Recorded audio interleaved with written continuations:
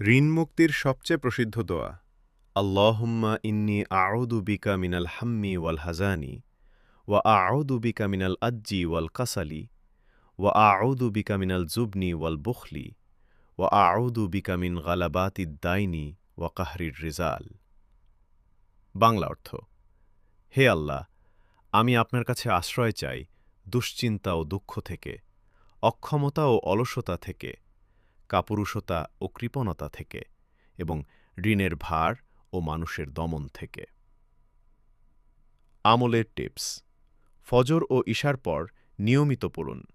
ঋণ শোধের সৎ নিয়ত রাখুন। হারাম ইনকাম থেকে দূরে থাকুন। প্রতিদিন অন্তত ১০০ বার ইস্তেগফার পড়ুন।